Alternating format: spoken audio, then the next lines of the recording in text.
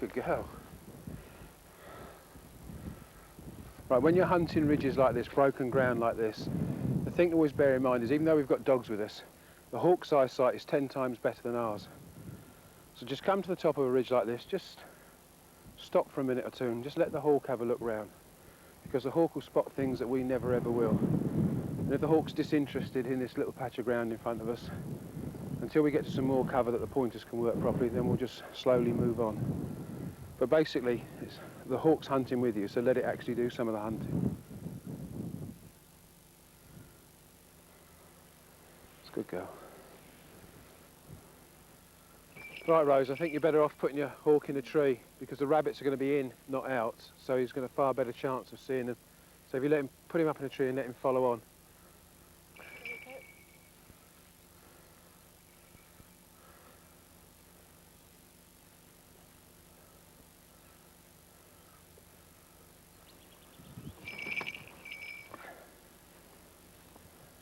The sort of ground we're in now is ideal for actually holding rabbits, but as you can see the cover's very thick, so it's not ideal for flying them. But Harris hawks are pretty persistent and they will crash in through cover. The ideal obviously to fly is nice open countryside, but that's not normally where you find rabbits sitting out, so that's where the ferrets come into play, which we'll see later on. But if we get somewhere like this now where you've got some wood and some cover but it opens out onto a nice piece of ground, then the chances of getting a good flight are relatively good, particularly if you've got pointers working the ground for you. Good girl, Emma. Find him. Find him.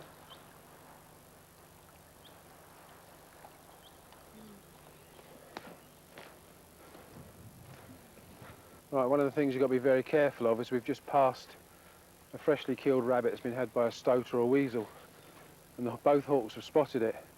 And they're very intelligent, they've got very good memories, so we've got to be very careful when we fly them now. If we let them go now, they may well return to the piece of meat. So the friend that is with us has very kindly stuffed it down an old hole, so if they do go back, there's nothing there for them to actually eat.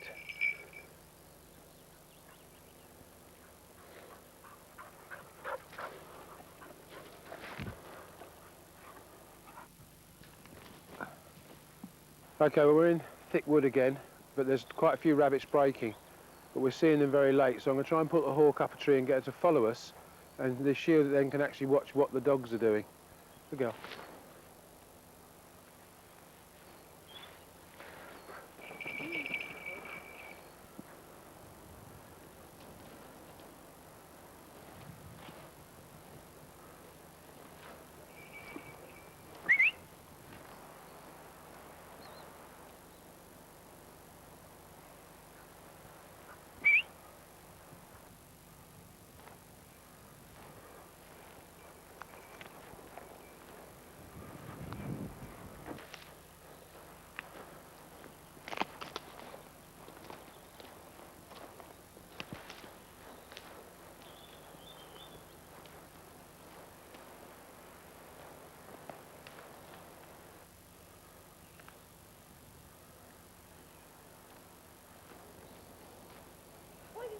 There it is.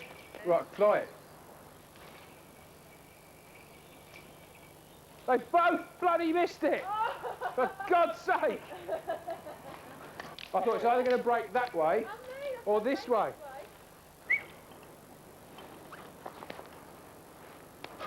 Good girl, Emmy. Good girl, Evie. Oh, yes. Pushed from the wrong position. No, I can't believe it came back on itself. I didn't think it would. There we go. Such is life. Where's the horse? There he is, he's looking at himself. Where is he now? Where? There. Behind. Right, go well the other side, Rose. No, not that far. I don't know. Just get him to face you.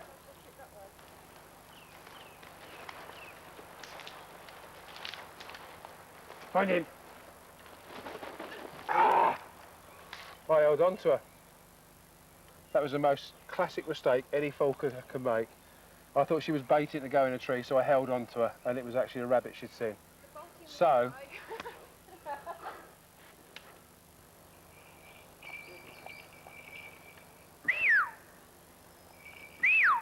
good dogs, come on. Yeah, there's something in here, Bob. Evie, get him up. Good girl, good girl.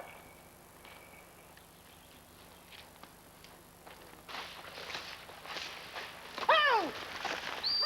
Oh!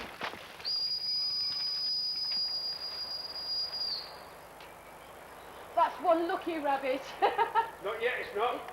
Cool, what a flight. Although hawking is basically a sport involving man and bird, there are various companions that assist man and bird when hunting. The most obvious one of these is dogs. Here we see two pointers. Now, although these are primarily used for grouse hawking with falcons, they also work very, very well with Harris hawks and goshawks. In fact, this morning all the sport we've had wouldn't have been possible without these two particular dogs.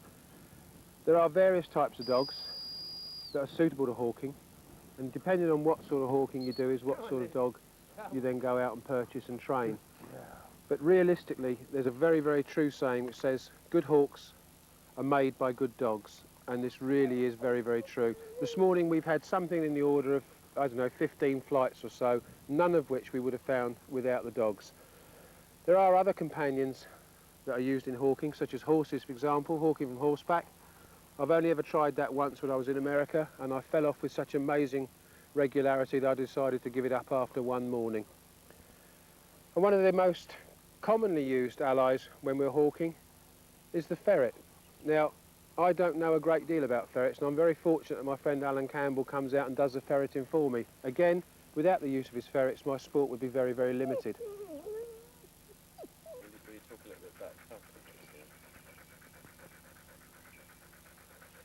Right, we're waiting, hopefully, for a rabbit to bolt from the hole. Alan, who's doing the ferreting, has indicated that he can hear thumping, so that means there is a rabbit down there and being chased around by the ferret. So hopefully any second it's going to bolt and we should get a flight at it.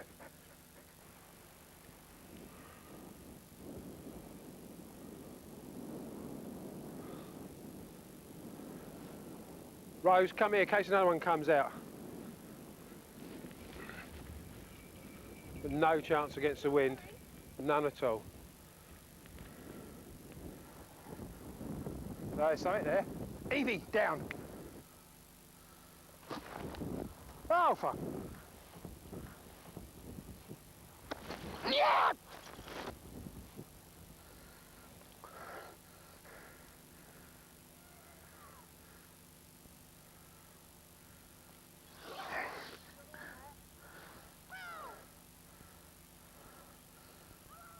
That's better. Come on!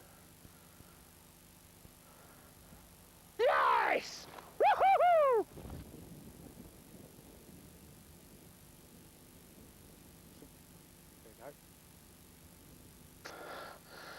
Oh, well done. Good girl. Right, Hawk's just killed a rabbit, a really good flight. As with all sportsmen, we should have respect for our quarry, so we dispatch the rabbit as quickly as possible. Two ways of doing it, basically. One is that I've just done, and the method I prefer is a knife straight through the skull. It's over with instantly. Or the other method is the old traditional one of stretching the neck. Either way, it was a cracking flight, and the hawk really deserves the rabbit. She's just had two really abysmal flights, but this is more than made up for it. What we allow her to do is to have some warm, fresh meat and blood, which she can get easily because I've opened the skull up with a knife. And then when she's had some mouthfuls, so she thinks this really was worthwhile and worth chasing, I'll offer her a reward by inducing her to step up onto my fist for a chick or something. So she never feels she's been robbed, it's just a continuation of her meal, but it continues on my fist instead of the ground, and it means we can carry on hunting with her today. That was a good flight and she really did well. As you can see, she spread her wings. What she's trying to do is shield her quarry from any other predator that may be around. And also, of course, she's just keeping her eye on me. Sport of falconry, although it involves, if everything goes well, a kill at the end of it, is not primarily about killing. It's about seeing the birds fly and fly well, and the dogs work, and everything gel together. But having said that, bloodlust over the years is an expression that has become soiled and got to mean almost something else. I have to say, when I'm out hawking, I want to catch something, and I do have a lust for blood, but I have a lust for blood in what I hope is a sporting manner, I want to catch things by means of a fair flight. And if things can outrun my hawk or outfly my hawk and get away fair and square, then so be it. But I do set out with the intention of actually catching something. Having finished the day's hawking, we're now going to refit this hawk with her Jessie's leash and swivel. And very, very importantly, you can see that she's wearing what we call permanent flying jesses. They're safety jesses, there's no slits in them. And it really is exceedingly important that these are fitted and the bird is never ever flown with jesses with slits in. I've known of several hawks that have been killed because their owners are too lazy. Although they're fitted with Almarai anklets, they don't bother changing from Mews jesses to field jesses, and the hawk has become caught up and as a result has died. Now, I just fit her swivel and leash back onto her jesses. We've had quite a good day with her. And you'll see that what we're going to do when we've fitted her equipment on is put her into hawk box as opposed to sitting her on a cadge. Hawk boxes are a relatively modern thing. They've probably been in this country now for 10 or 12 years. But what it does mean is if you're transporting more than one hawk at a time, they're in total safety because they can't get at each other being enclosed in a box. It also has the added bonus that if you're coming up like we do to Scotland several times a year and you bring several hawks with you and you park in motorway service stations, all people see in the back of your car is some boxes, whereas a few years ago they would have seen several hooded hawks and no one can resist the temptation to start tapping the glass and trying to interfere with them. Hawks very, very soon adapt to going into the boxes. There we go, good girl. You see she's not struggling, she's not trying to fly back out.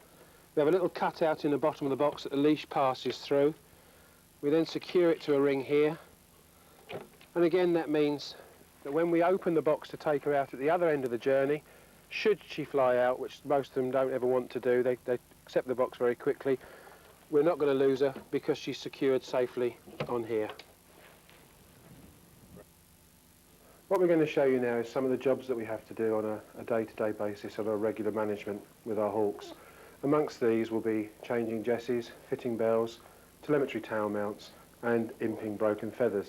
And the job we're going to start with is fitting a new set of anklets and jesses and a telemetry tail mount and bell to this lovely male Harris hawk. This is Rico, he's 5 years old and he actually belongs to Rose. So Rose, if you'd like to cast the bird so we can fit his equipment. Oh, there we go. There we go. Now what you have to do when you fit equipment is obviously be very, very careful. You can see on the bird's legs here we have the Department of Environment rings. The last thing we want to do is fit new jesses above these because the jessie will actually push the ring down onto the ball of the foot. So very carefully we remove the old jesses. We take the anklets. These are made of kangaroo skin because they're very, very light but very, very strong. We place them round the bird's leg. Fit the safety washer onto the top of the eyelet, and then taking the two halves of the eyelet tool, being careful that when we actually rotate the eyelet tool we don't hit the bird with the Tommy bar. And it's literally just screw it home until the eyelet folds over and grips itself.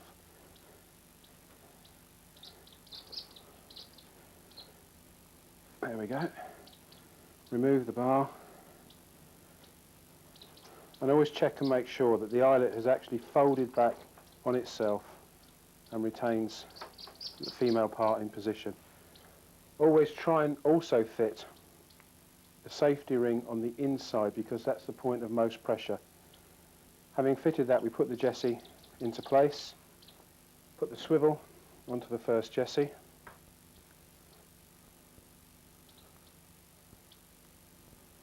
and just for safety's sake, because we've now got a bird with not equipment on, we're just going to put the leash into this side, which I will then hang on. We take the second anklet off, take the second new anklet, again making sure it is below the ring, also taking great care not to get grabbed by the feet, as it can be very, very painful. Again, eyelet in place, safety ring on the top, eyelet tool, Now you can hear that the bird is twittering away. That's not distress, that's purely and simply temper, because we're holding him and making him do something he doesn't want to do. Now if we had to carry out a job such as trimming his talons, now would be the time to do it, obviously, as we have him cast. But because this bird is actually hunting rabbits at the moment, and hunting them very well, we don't want to blunt his talons. So we'll leave them as they are. He keeps trying to grab the tool.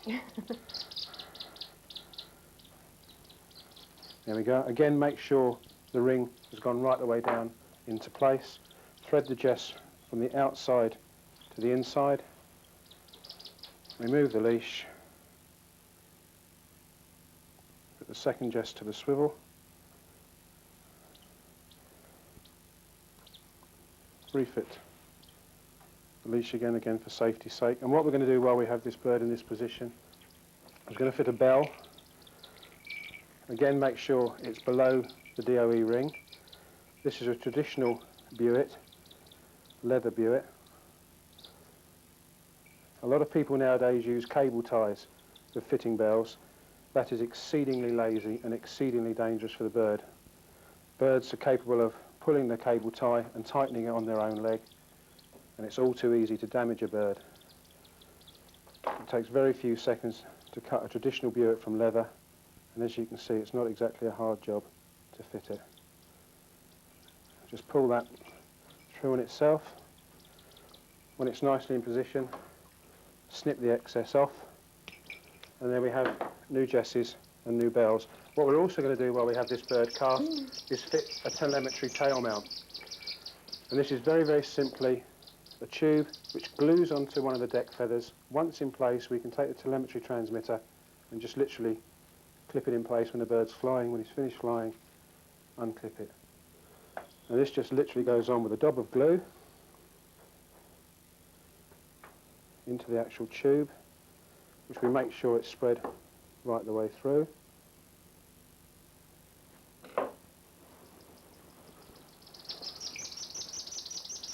And then we lift the tail above the wings, separate the feather that we intend to put our tail mount on, literally drop it in place, and then give the glue a chance to set. We actually squeeze the ends over, and there we are, that's the job done. Now we take the leash and allow the bird his freedom again. So just a few minutes, he's got totally new equipment. The jesses and anklets should be renewed in about a year's time. The telemetry tail mount, of course, when he molts next year and drops a deck feather, will drop out. And that's literally all there is to it. One of the pieces of equipment that's considerably changed modern falconry is a telemetry system. Very, very simple process of helping you to find your bird. Uses a small radio transmitter which clips to the tail of the bird when it's actually flying, and this transmitter emits a pulse. The pulse is picked up and tracked by this receiver. It's a straightforward directional receiver. When the set is switched on and the transmitter is armed, it can pick up a signal, and the strength of the signal directs us to the bird. To not buy a telemetry set in this day and age really is very, very short-sighted. With Harris hawks and goshawks costing between £800 and £1,000, Ger hybrids costing between £1,000 and £4,000, you only have to recover one bird once to make this piece of equipment a very, very good buy. At £500 to £600, it really is an essential piece of equipment. Okay, what we're going to show you now is imping this male Saker falcon that Rose has on her fist here. Imping is a process of literally repairing broken feathers. This little chap here, unfortunately, has broken one or two feathers in the aviary, and one of them we're going to repair this morning, and we're going to use this Lanner falcon feather. We don't have any Saker feathers, but this Lanner falcon feather is the same sort of shape and the same texture. And the process of imping is relatively straightforward. You get a feather of the appropriate length that you require, glue a needle up the shaft of the feather. We then cast the bird, which we're going to show you in a moment. You spread the wing, you put some glue onto the tip here, and literally insert it into the quill of the feather, thereby repairing it and restoring him back to his full flying powers. Now when you cast a bird, whether it be to put jesses on, bells on, or telemetry tail mounts, it's very, very important the way in which you hold the bird. you need to restrain it, but restrain it safely and with a minimal force. So what we do with our hands is we try and use these two fingers to go around the legs, these two fingers go around the body, and the thumbs go across the back of the bird to hold it firmly but gently. Also, we don't want to damage the bird's plumage, so what we use is an old tea towel or scarf, and we literally drape this over the bird, and then in one movement grab him, and as you can see, my fingers are around the legs, around the body, and my thumbs are across his back. Having taken hold of him firmly but gently, we lay him down on a cushion, and now that I'm completely in control, we can ease one wing out, the wing that we're going to repair, so as that can be worked on. The person doing the repairing holds that wing, I hold the rest of his body. There we go, the wing is now stretched. Now we've already cut these to length, so it's just a case of dobbing the feather into the glue, and then we put the shaft of one feather onto a pin. The pin goes into the shaft of the other feather that's already in the wing, and within a few seconds everything's dry and the bird has the capability of full flight again. As you can see, they don't quite match in colour, but they do in texture and in length, because as I said, these came from a Lanner falcon, not a Saker falcon. At least twice a year you should worm your bird, and what most falconers use nowadays is a solution that's available from the vet and is given to the bird by means of a crop tube. Now this is a very, very simple operation, particularly when you've cast the bird to do a job like we've just done, i.e. Jessie's bells or whatever. All you do is clear the bird's head, open the beak with your fingers, insert the crop tube down the side of the tongue, go past the tongue and into the crop, and then just squirt the liquid in and the job's done. It's completely painless, easy for the bird, and it's over in a few seconds. Obviously one of the things that's critical in a hawk's day-to-day life is its food. Bearing in mind it's trained using a food reward system and it's conditioned to hunt through its stomach. The food we give it is very, very critical. What a lot of people fail to realise is that different foods obviously have different values. Some foods fall into the very, very rich category, such as pigeon, rat, mice.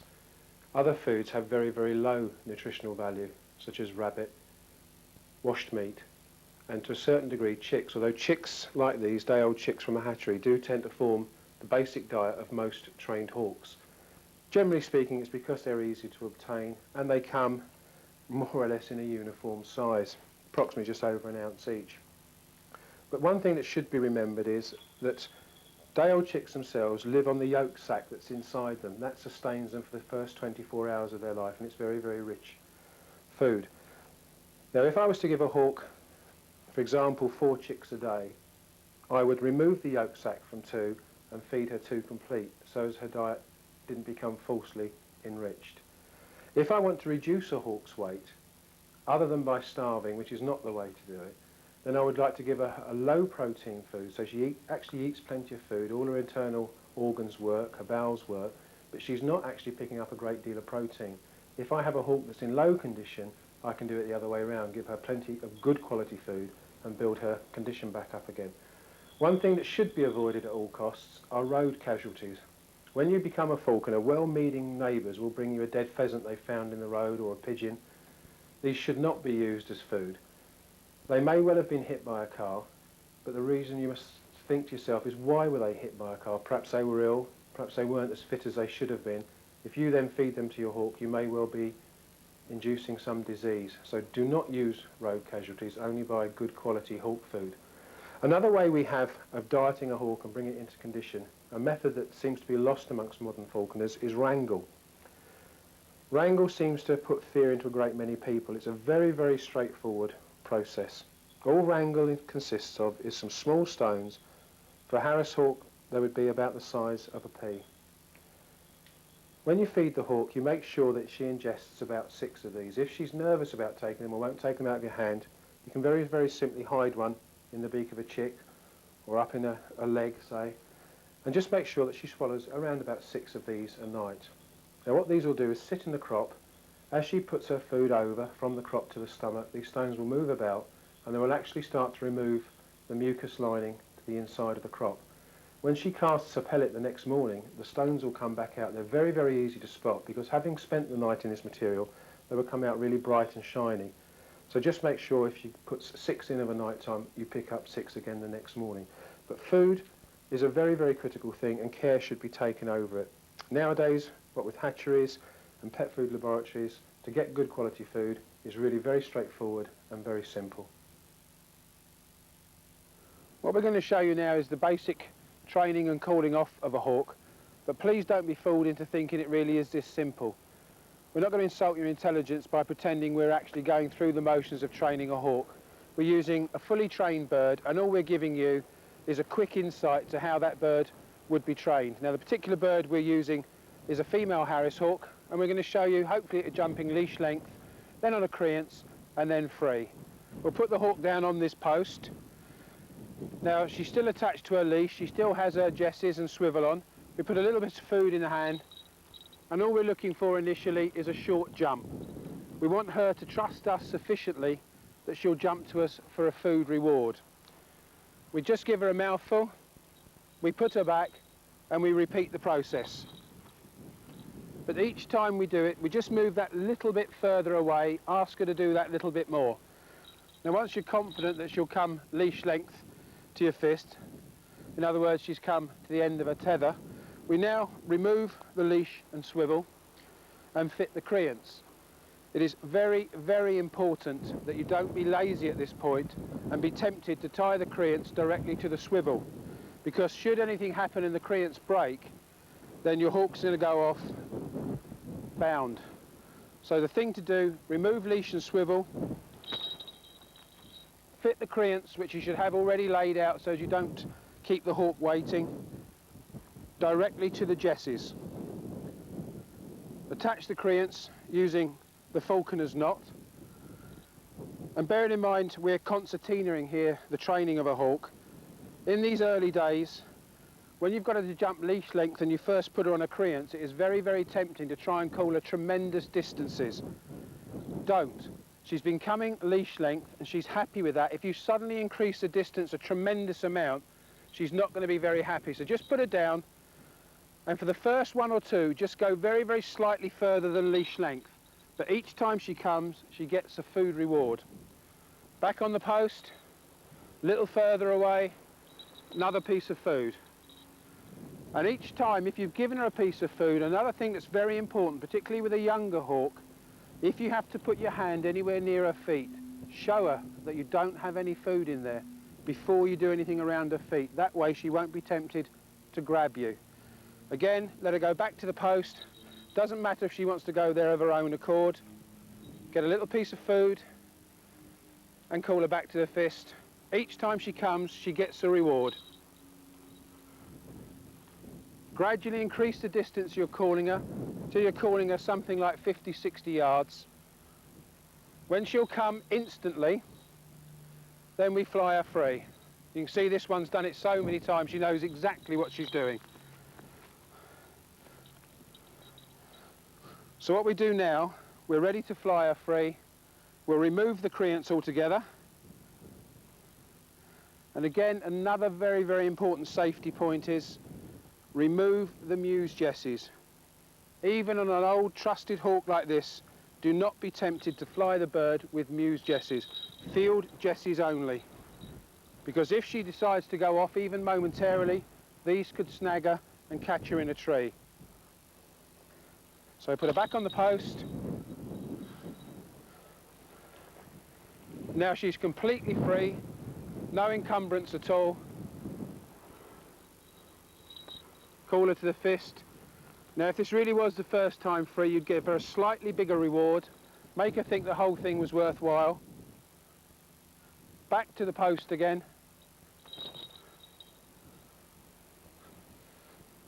As you increase the distance, make sure you keep her attention at all times. Good girl. So there we are again. Let me stress, every time you put your hand near the bird, show that you don't have any food in it. This way she won't be tempted to grab you. Now, very importantly, I must stress that what you've seen here, condensed into a few minutes, would be the result normally of 3 to 4 weeks very, very hard, continuous training. The most important thing to remember is basically the promptness of the hawk's response. It's no good having a hawk that will come 150 yards eventually. You're far better off with a hawk that will come 50, 60 yards the minute you hold your hand up. And what helps you achieve this is every time you actually make a step forward, make progress, is to give the bird a really good reward. So its reward is through its diet. So if you give it plenty to eat, it thinks, yes, that was worthwhile, I'll do it the next time because I'll get plenty of food. Basically, diet is the control. Don't starve the bird into submission, but have an edge on its appetite and reward it when it does well. Having got the hawk fit by conventional flying to the fist, we need to build its muscle up just to give it that little edge when it's chasing quarry. There's a very, very simple and rather efficient method of doing this, and this is what we call fist jumps.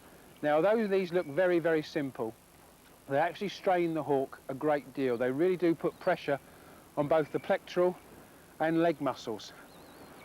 If you give a hawk 30 or 40 of these jumps a night for 3 to 4 nights, you will have a remarkably fit hawk in a very, very short time. This is the hardest possible work he can do because he's flying practically vertically.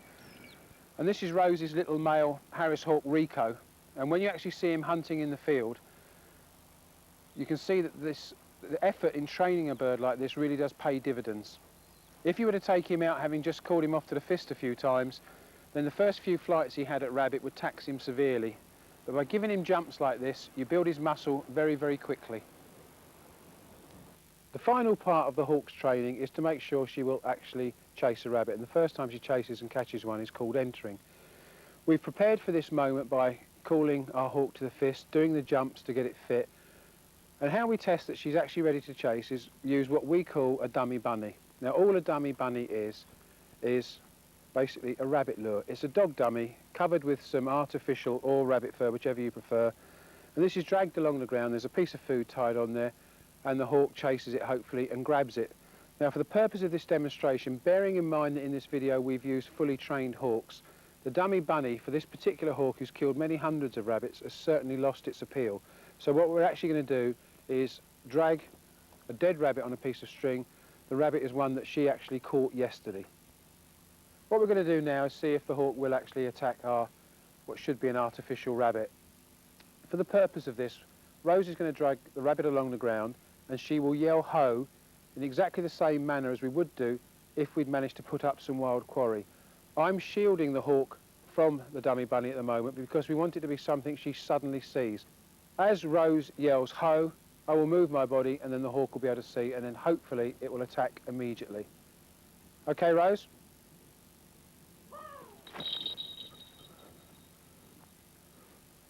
There we go, very successful strike. Then of course this bird has done this many hundreds of times for real. There are several ways of flying Harris hawks at quarry. Amongst these are off the fist, following on, and group hawking. Off the fist is exactly what it says it is. It's my own personal preferred style. That's walking along with the hawk on the fist. When you spot the quarry, release the hawk and let it chase what you've actually seen. Following on is exactly what it says it is, where the hawk follows you from tree to tree and also tends to border on the self-hunting. And the last method that a lot of people do employ nowadays is group hawking, where several hawks are flown together. I personally find this very distasteful, as I think to fly more than 1 or 2 hawks at the same quarry at the same time is very, very unfair on the quarry. And it can also lead to accidents with hawks actually starting to fight each other. Good girl, get on!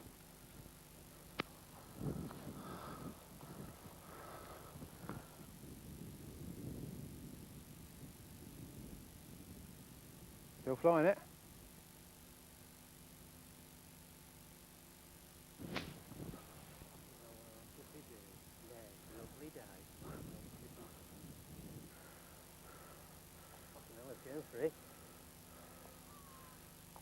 She's flying her hair out. She must have G'd herself up. That was trying. What a flight that was. Yeah, she'll catch it. Eee. Steady. Lay down!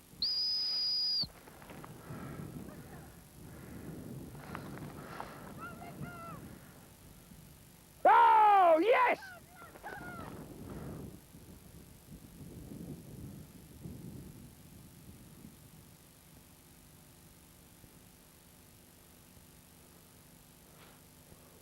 Well, what it was, he put his foot out to get the head. You could, I mean, we could see it, couldn't we? Yeah. And of course, it jinked slightly. So when he struck, he actually got the arse end of it, and that's why he couldn't hold. Find him. Find him, Ems. Get him up, Ems. Yes. Yes, go on, Rico! Good lad! Thank you. Good girl, Emma. Good girl, Emma. What you got to say, Rose? Really hot today, so I think it deserves. You're a good girl. You did really well. Rose, Yes? is there something you want to say? Wonderful. No. Thank you, Emma. You're a good girl. That's all the dogs ask for, is a little praise. They work to please, and a little praise does them what a good.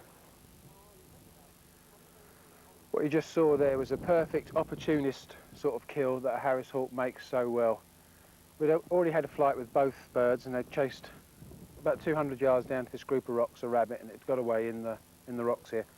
Whilst we were all sitting down getting our breath back, we looked up and we saw the older pointer, Emma, was on point in a mud bank. Now, because mine's just had one and Rose has unfortunately had a real good flight but didn't get it, we agreed that Rose should take the flight if we could flush the rabbit.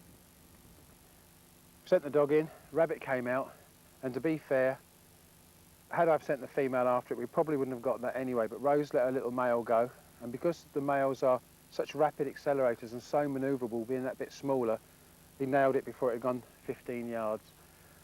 Not the most sporting of flights, but the thing is, it's G'd him up, it's given him confidence for the rest of the day. She's now confident because she's just had a good kill, so all bodes well for this afternoon. Good girl.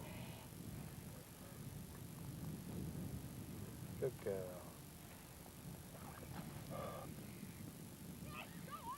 Ah!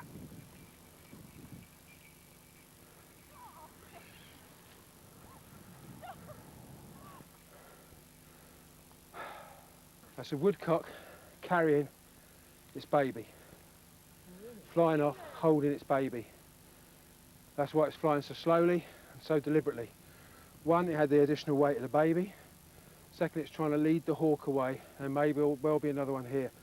So we'll pull back and walk right the way round and leave her in peace.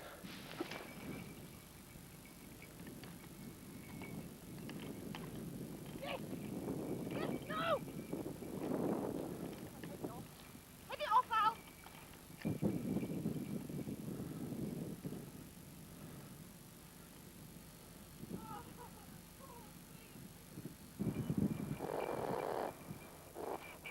Good boy.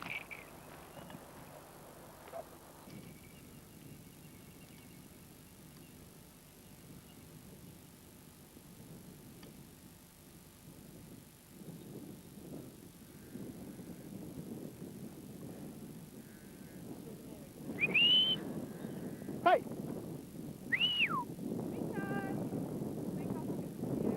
Fair enough. You can't leave your oyster catcher getting upset, look. Look at that! I put him off, look. Isn't that lovely? Rico! No, to me. Long. Right, this is, I know you're getting confused. Hey!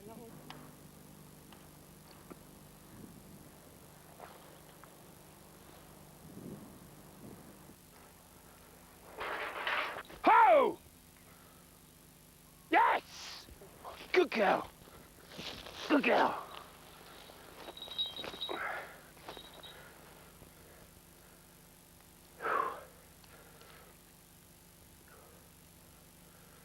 Well, there we are. It was a good flight, good result, kill. We've just dispatched the rabbit as quickly as possible, humanely as possible, which obviously, as any sportsman would do, it's his duty. And I think really that's a good note to end this video on. We've had some tremendous fun doing the hawking and making this, and we hope whatever branch of falconry you follow, you enjoy yours equally as much as we've enjoyed this.